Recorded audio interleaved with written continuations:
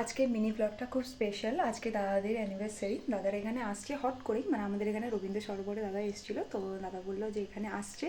So সকালেই বলেছিল 11টার দিকে। তো আমরা ছোটো মতো একটা জিনিস প্ল্যান করেছি, তো সেটা দাদাদেরকে সারপ্রাইজ দেবো, আর দেখবো দাদাদের রিয়াকশানটা কী হয়। সো তোমরাও আমাদের সাথে থাকো।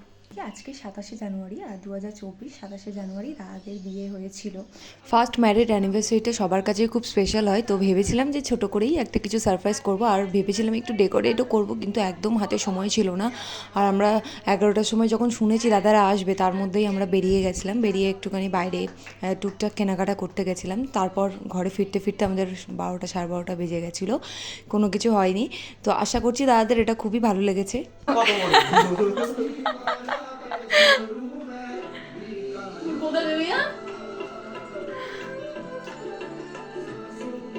হাততালিও দিল নাই। দিলাম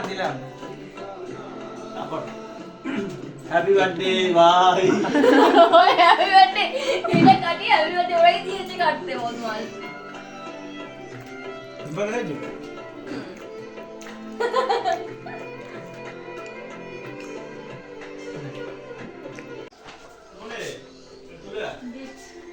আমার এগুলো কি দরকার ছিল? দেখো খুলে দেখো কি দরকার ছিল এসব? কিরম অবাক হয়ে তাকিয়ে আছে দেখো। এটা খেতে ভালো লাগে। খাও খাও খাও। এই এটা নামিয়ে ট্রেটা নামিয়ে এবার বসে সুন্দর করে খাও না। এইটা একটা বাইট নিয়ে নিয়ে দাও। না এটা তুললাম। ওটা তোরাই নিয়ে যাবি। আবার কি 27শে জানুয়ারি দাদাদের অ্যানিভার্সারি, আর 28শে জানুয়ারি সুমনের জন্মদিন, সেই জন্যই দাদা ওকে উইশ করলো।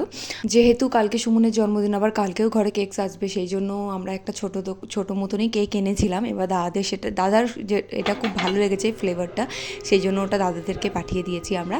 আর রাত্রিরে আমরা রান্না করেছিলাম হচ্ছে ড্রাই চিলি চিকেন। এটা আমি ফার্স্ট টাইম ইউটিউব ভিডিও দেখে ট্রাই করেছিলাম, আর খেতে সবাই বলেছে খুব অসাধারণ ছিল।